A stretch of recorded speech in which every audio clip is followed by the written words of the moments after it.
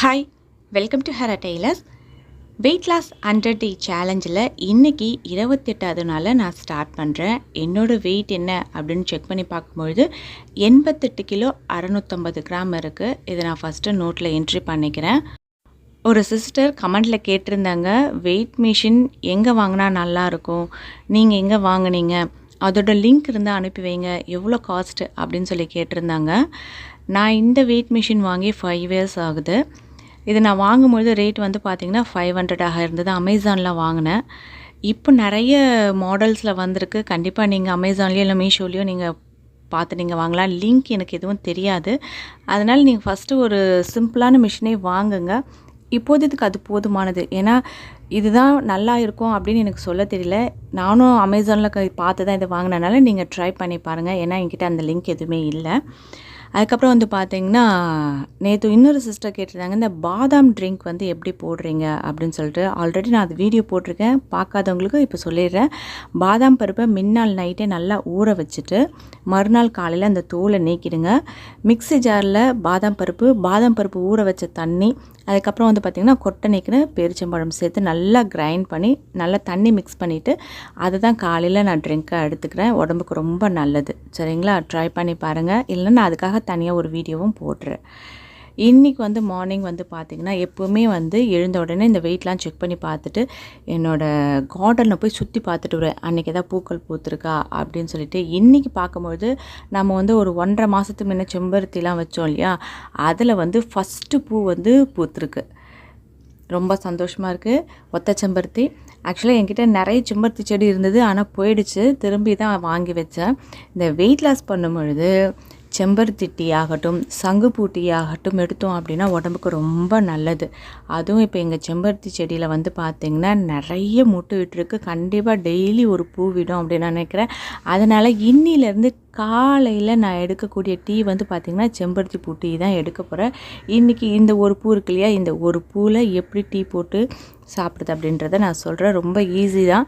கண்டிப்பாக நீங்களும் வீட்டில் செம்பருத்தி பூ செடி இருந்தது அப்படின்னா கண்டிப்பாக நீங்களும் ட்ரை பண்ணுங்கள். ஆனால் எல்லா வகையான செம்பருத்தி பூச்செடியும் கிடையாது. சிங்கிள், அதாவது ஒத்த செம்பருத்தி இருக்குது பார்த்திங்களா, ரெட்டு, இதுதான் வந்து நம்ம டீக்கு உபயோகப்படுத்தக்கூடியது.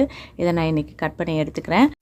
இன்றைக்கி காலையில் நான் எடுத்துக்கிட்டது இந்த செம்பருத்தி பூ டீ தான் எடுத்துக்கிட்டேன். அதுக்கப்புறம் கடைக்கு கிளம்புறதுக்கு கொஞ்சம் முன்ன தர்பூசணி பழம் கொஞ்சம் எடுத்துக்கிட்டு நான் கடைக்கு போயிட்டேன். மதியம் லஞ்சுக்கு வந்து பார்த்தீங்கன்னா குதிரவாளி அவலில் வந்து உப்புமா செஞ்சு அதை லஞ்சுக்கு கொஞ்சமாக எடுத்துக்கிட்டேன்.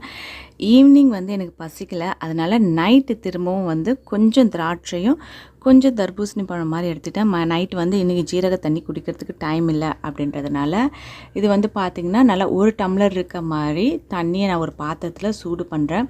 தண்ணி நல்லா கொஞ்சம் சூடானதுக்கப்புறமா செம்பருத்தி பூவில் இருக்கக்கூடிய அந்த பெட்டல்ஸை மட்டும் நம்ம கட் பண்ணி இதில் போட்டுக்கணும். வேறு எந்த ஒரு இதுவும் நம்ம ஆட் பண்ணக்கூடாது.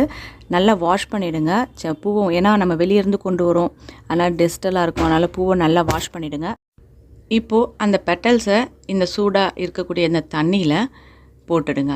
போட்டுட்டு ஒரு 2 நிமிஷம் விட்டீங்க அப்படின்னா தண்ணி நல்லா கொதித்து வரும்பொழுது அந்த பூவில் இருக்கக்கூடிய கலர்ஸ் வந்து பார்த்திங்கன்னா தண்ணியில் இறங்கிடும். பூ வந்து பார்த்திங்கன்னா கலரே மாறி, அந்த பெட்டல்ஸ்லாம் கலர் மாறி தனியாக வந்துடும். நீங்கள் கேட்கலாம், இந்த 1 டம்ளர் தண்ணிக்கு இந்த ஒரு பூ போட்டால் போதுமா அப்படின்ட்டு. 2-3 பூ இருந்தால் கூட போட்டுக்கலாம். இன்றைக்கி எனக்கு ஒரு பூ தான் பூத்துருந்தது, அதனால் நான் ஒரு பூ போட்டிருக்கேன். இதில் பார்த்திங்கன்னா தண்ணி கொதிக்கும் பொழுது அந்த செம்பருத்தி பூவில் இருக்கக்கூடிய அந்த கலர் வந்து தண்ணியில் இறங்கிடுச்சு. அந்த பூவோட பெட்டல்ஸ் எல்லாம் இருக்குது பார்த்திங்களா, அதை தனியாக நம்ம எடுத்துடலாம். இப்போ நான் அதை கிளாஸில் ஊற்றிட்டேன். இப்போ அந்த பெட்டல்ஸோட இதுவெல்லாம் நான் வெளியே எடுத்துடுறேன். எடுத்ததுக்கப்புறம் வந்து பார்த்திங்கன்னா லைட் பிங்க் கலரில் இருக்கும் தண்ணி. இதனால் எந்த ஒரு டேஸ்ட்டும் மாறாது. உங்களுக்கு குடிக்கும்பொழுது நார்மல் வாட்டர் மாதிரியே இருக்கும். ஆனால் ஆற வச்சுட்டு குடிக்காதீங்க. நல்லா வெதன்னு நீங்கள் டீ காஃபி எந்த சூட்டில் குடிப்பீங்களோ அந்த சூட்டில் குடிங்க. டெய்லி குடித்தாலும் ரொம்ப நல்லது, இதயத்துக்கு ரொம்ப நல்லது அப்படின்னு சொல்கிறாங்க. அதே மாதிரி சங்குப்பூ உங்கள் வீட்டில் இருந்தாலும் அதையும் நீங்கள் தாராளமாக இது பண்ணலாம். அதாவது நீல கலர் சங்குப்பூ, ஊதா கலரில் இருக்கும் இல்லையா, அந்த கலர் சங்குப்பூவும் இதே மெத்தடில் நீங்கள் ஃபாலோ பண்ணலாம். எப்பவுமே வீட்டில் நமக்கு வேலைகள் அதிகமாக இருந்தால் நம்ம சாப்பிடக்கூடிய விஷயத்த கண்டிப்பாக மறந்துடுவோம். எல்லாம் கொஞ்சம் தள்ளி ஆகாரங்களை எடுத்துக்கிற மாதிரி இருக்கும். அதே மாதிரி தான் இப்போ எனக்கு ஷாப்பில் கொஞ்சம் அதிகமாக வேலை இருக்குது.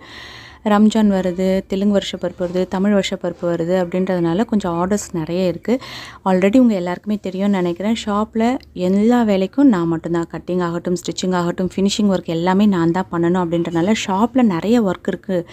அதனால எனக்கு சாப்பிடணுன்ற எண்ணமும் வரல. நார்மலாகவே இப்போ இந்த டயட் ஆரம்பித்து கொஞ்சம் கொஞ்சம் எனக்கு வயிறு சுருங்கி சாப்பிடணுன்ற அந்த இன்ட்ரெஸ்ட் வரல.